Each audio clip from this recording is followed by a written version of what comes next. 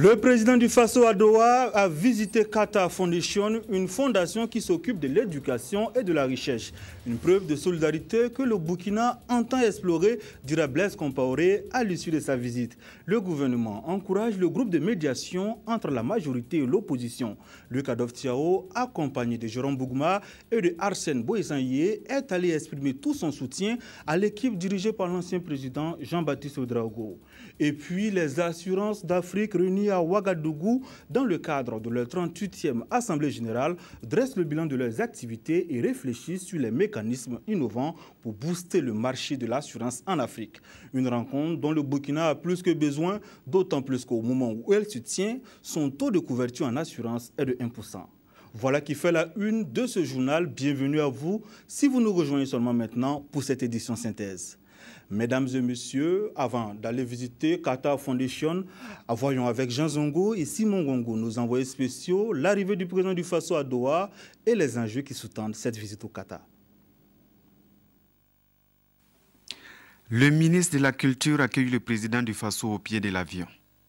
C'est lui, le francophone, qui installe l'invité de l'émir venu discuter des questions bilatérales entre les deux pays. Blaise Compaoré vient à Doha avec des dossiers aussi importants préparé depuis par les services spécialisés.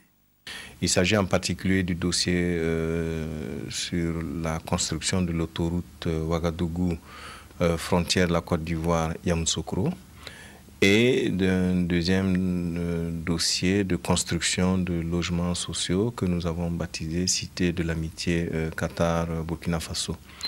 Bien entendu, d'autres dossiers seront examinés. La société Qatar Mining s'intéresse beaucoup au domaine minier au Burkina Faso et la compagnie aérienne Qatar Airways aussi s'intéresse à un partenariat avec Air Burkina. Donc l'ensemble de ces dossiers seront examinés. Dans son agenda, il est prévu la visite de Qatar Foundation, une fondation spécialisée dans les questions éducatives. Là aussi, le président du Faso va aborder la coopération au niveau de l'éducation et de la recherche scientifique entre le Burkina et le Qatar. C'est une visite qui se veut gagnant-gagnant selon Djibril Bassolé pour les deux parties avec en ligne de mire l'orientation des investissements qataris vers le Burkina. Comme annoncé en titre, le président du Faso a visité Qatar Foundation. Blaise Compaoré a pu s'imprégner des objectifs et de la structuration de cette organisation. Une visite à l'issue de laquelle le président du Faso a déclaré « C'est une preuve de solidarité que le Burkina entend explorer ». Au-delà de la visite et d'une rencontre des pays francophones sur la fondation qui sera organisée à Ouagadougou dans les mois à venir, le président du Faso veut une coopération dans les domaines de l'éducation et de la recherche entre les deux pays. Jean Zongo et Simon Gongo, toujours pour le reportage. Qatar Foundation, ce sont ces images qui défilent, portées essentiellement par 4 domaines. Les technologies, les sciences de l'éducation, le développement communautaire et la co-entreprise. C'est l'explication que ces responsables donnent au président du Faso et toute la délégation burkinabé venus découvrir cette idée originale de l'émirat. Image par image, ils montrent des instituts de recherche et de formation installés en partenariat avec des Européens, Américains ou Asiatiques, dont l'objectif est avant tout le partage des connaissances. Je pense que ce qu'il est important de noter, c'est que le monde avance par les connaissances et avancerait mieux si nous avions des connaissances équitablement partagées. Ça, c'est une chose. Deuxièmement, je crois que le monde serait mieux s'il y a plus de solidarité et c'est ce que nous sommes en train de voir avec la Fondation. C'est pour cela que nous tenions non seulement à saluer pour dire que le Burkina entend être bien sûr bénéficiaire de tout ça, mais aussi être acteur, car nous allons, je crois, tenir à Ouagadougou, chez nous, au Burkina, une réunion de la Fondation pour les pays francophones, ce qui montre notre intérêt marqué pour la vie, une vie toujours plus dynamique de cette fondation. Et le dynamisme est expliqué ici dans ce plan en cours de réalisation, mis en œuvre par des architectes venus du monde entier. À l'horizon 2020, toutes les sociétés du monde viendront y partager leur savoir. Le Burkina compte tisser des liens pour faire bénéficier son éducation et sa recherche. C'est tout l'intérêt de la visite du président du Faso dans cette fondation qui démontre l'ambition affichée du Qatar de conquérir le monde. Avant d'aller au Qatar, le président du Faso était d'abord en Mauritanie pour le sommet des chefs d'État et de gouvernement. Le sommet s'est achevé hier et plusieurs décisions ont été prises à l'issue des travaux. De ces décisions, la principale est la création d'une structure qui va s'appeler le G5 du Sahel. Nos envoyés spéciaux, Urbain Benito Somé et Seydou Traoré pour plus de détails. C'est sur une note de satisfaction que se sont achevés les travaux du sommet des chefs d'État et de gouvernement du Sahel. Se fondant sur les liens séculaires et multiformes qui unissent les peuples du Sahel et persuadés de l'interdépendance des défis de la sécurité et du développement, les 5 présidents réunis à Nouakchott ont pris des décisions visant à faire de leur espace communautaire un havre de paix favorable au développement harmonieux. Au nombre des grandes décisions prises figure la création d'un cadre institutionnel de coordination et de suivi de la coopération régionale dénommé G5 du Sahel et l'élaboration d'un programme prioritaire d'investissement et d'un portefeuille de projets structurants. Ce programme accorde une large priorité à la sécurité, à l'ancrage de la démocratie et de la participation des populations à la promotion des zones les moins développées, aux infrastructures, à la sécurité alimentaire, au développement humain et à l'adaptation au changement climatique. En ce qui concerne la création du G5 du Sahel, les ministres en charge de l'économie et de la planification du développement des pays membres ont été instruits à prendre les dispositions nécessaires pour finaliser dans les meilleurs délais l'ensemble des textes à l'organisation et au fonctionnement du nouveau cadre de coopération régionale.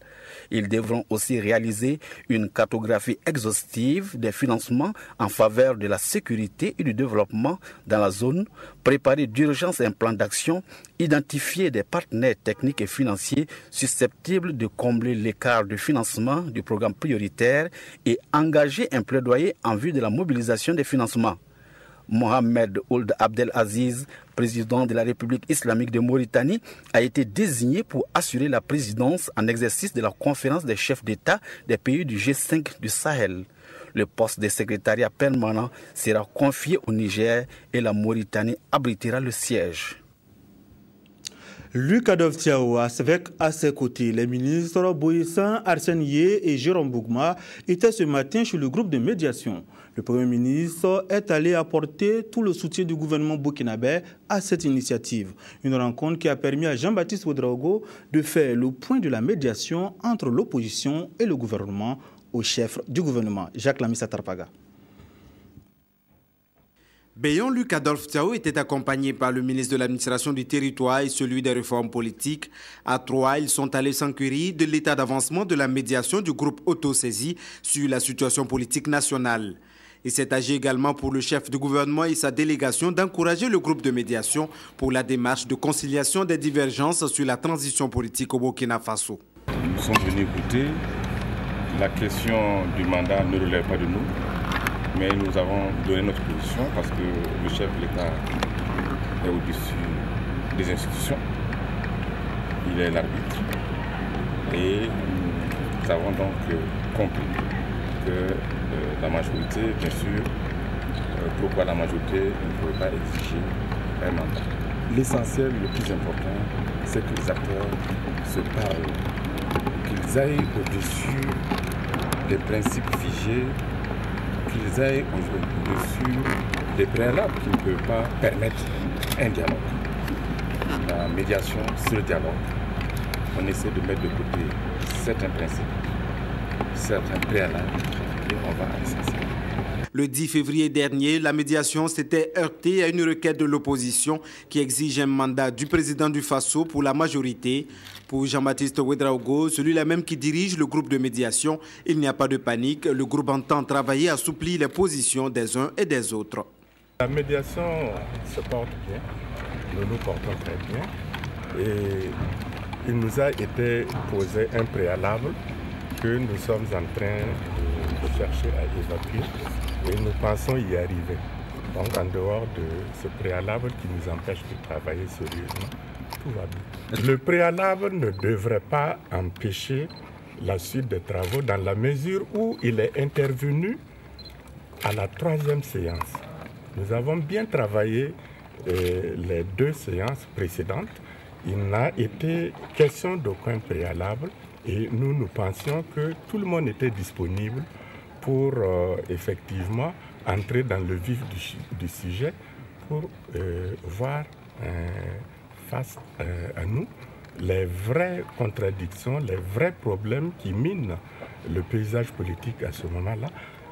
La rencontre entre le gouvernement et le groupe de médiation n'a duré que quelques dizaines de minutes, suffisante pour les médiateurs de retrouver la force de poursuivre la médiation pour une transition apaisée au Burkina Faso. Le chef du gouvernement a donc eu le point de la médiation entre l'opposition et la majorité. Prenons à présent la direction de Dori, où le groupe parlementaire Alternance Démocratie et Justice était en conclave. Ce conclave, dans le Sahel des députés ADJ, a abouti à 2 recommandations. L'une contre la modification de l'article 37 et l'autre contre le rejet de la prolongation du mandat présidentiel après 2015. Reportage, Oumarou Mouroumenga. Au terme de leurs travaux à Dori, les participants aux premières journées parlementaires 2014 du groupe Alternance Démocratie et Justice ont adopté 2 recommandations sur l'actualité politique nationale au Burkina. La première recommandation, c'est le rejet pur et simple de l'organisation des référendums en vue de modifier l'article 37 et également de quelques prolongations de mandat du chef de l'État au-delà de 2015. Ensuite, la deuxième recommandation, nous nous sommes dit, après avoir échangé avec le communicateur, un spécialiste en matière de droit constitutionnel, nous avons pu nous outiller des questions politiques, aussi juridiques, qui nous permettent aujourd'hui, au-delà de la justice interne, d'explorer la justice de la communauté sous-régionale et internationale. Il faut que nous pensions en tant qu'opposition que nous pouvons aller au-delà du droit interne vers le droit communautaire où le Burkina Faso, bien sûr, a ratifié ces accords au niveau de la communauté. Et nous pensons qu'aujourd'hui, c'est pour cette raison, nous avons fait cette recommandation en faveur de la mise en place d'un comité de veille, d'un comité de réflexion. Ce que je retiens de l'ensemble des discussions, c'est la détermination que nous avons de défendre notre Constitution. Et les populations qui étaient là avec nous l'ont également manifesté. Et nous nous emploierons effectivement avec tous les moyens légaux pour parvenir au maintien du respect de notre Constitution. 3 motions de félicitations aux acteurs politiques ont également été adoptées, dont une motion de félicitations au maire de Dori et à son conseil municipal pour les multiples réalisations enregistrées dans la commune. Pour les députés du groupe parlementaire ADJ, séjourner à Dori, c'est aussi voir le barrage de Yakuta avec ses offres touristiques, comme pour dire que la politique tient le social en l'état. Revenons à Ouagadougou pour parler de la 38e Assemblée générale de la FANAF, la Fédération des sociétés d'assurance de droit national africaine. Ils sont au total 600 participants venus d'une quarantaine de pays qui réfléchissent sur l'avenir des assurances en Afrique. Durant donc 5 jours, ils vont dresser le bilan des activités menées et proposer des mécanismes innovants pour booster le marché de l'assurance en Afrique. Reportage, toujours Jacques Lamissa Trapaga. Les assureurs d'Afrique ont du pain sur la planche. Le taux de couverture est seulement de 1% au Burkina Faso et de 5% sur le continent. Et la 38e Assemblée générale de la FANAF, la Fédération des sociétés d'assurance de droit national africaine, qui s'ouvre à Ouagadougou, devra trouver des solutions. Ce sont 600 participants venus d'une quarantaine de pays qui sont appelés à la réflexion pour trouver des mécanismes innovants afin que l'assurance joue pleinement son rôle de soutien à l'économie et de protection des populations. Je les exhorte à redoubler d'efforts pour renforcer les acquis déjà enregistrés et pour insuffler un dynamisme nouveau au secteur des assurances au Burkina Faso en prenant activement part aux divers chantiers en cours. Il s'agit notamment de la mise en place du fonds de garantie automobile, la réflexion sur l'efficacité de l'assurance des 2 roues, la mise en place de l'assurance obligatoire sur certaines professions, la mise en place de l'assurance agricole. Je voudrais inviter également les assureurs à mener la réflexion pour une meilleure couverture du secteur informel. Au cours de cette Assemblée générale, le secrétariat exécutif va dresser le bilan de son exercice qui s'achève à Ouagadougou.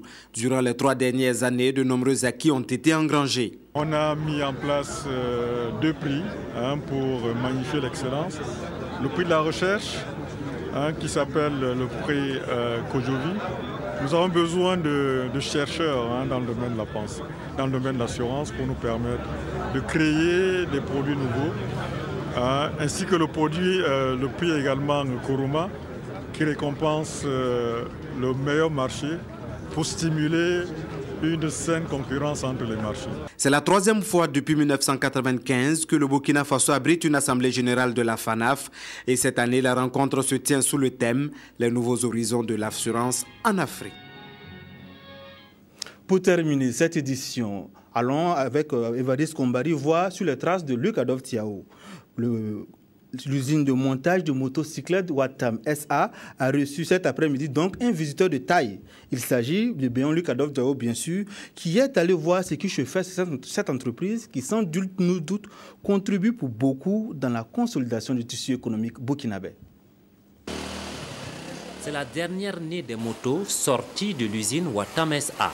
C'est cette unité industrielle de montage de motocyclettes qui a reçu la visite du Premier ministre. Luc Adolphe Thiaou est venu découvrir ce qui s'y fait, soutenir et encourager une unité industrielle nationale qui contribue à la résorption du chômage et à la consolidation du tissu industriel. C'est un secteur très dynamique, c'est un secteur qui a de l'avenir au Burkina Faso. Il s'agissait pour nous de toucher du doigt les réalités donc, de l'usine, échanger avec les travailleurs, échanger donc avec la direction générale. Luc Adolphe Thiaou a passé en revue tous les ateliers. L'atelier de peinture, celui de soudure et de montage. Tout en se réjouissant de l'honneur qui est fait à sa société, le DG de Watam SA a saisi l'opportunité qui lui est offerte pour relever toutes les difficultés auxquelles il fait face. Lutter contre la fraude, comme on a dit, la fraude pèse sur nous tous, sur nos impôts, sur ce que l'État doit avoir et sur aussi le travail de nos frères et de nos sœurs dans nos unités industrielles. Voir que le premier responsable, l'un des premiers responsables du pays, vienne s'enquérir de la réalité, nous va droit au cœur. Nous ferons tout ce qu'il est notre devoir pour arrêter cette saignée due donc à la contrebande, due à la contrefaçon que nous rencontrons donc, particulièrement dans ce secteur au Burkina Faso. Luc Adolphe Thiaou a reçu en guise de présent 2 motos. Watam SA emploie environ 750 personnes. De son unité industrielle de montage de motocyclettes sort quotidiennement environ 250 motos de différentes marques. Des marques et des motos dont raffole la population burkinabé. C'est tout pour cette édition de ce soir. Merci de nous avoir suivis. Bonne suite de soirée en compagnie des programmes de la télévision du Burkina.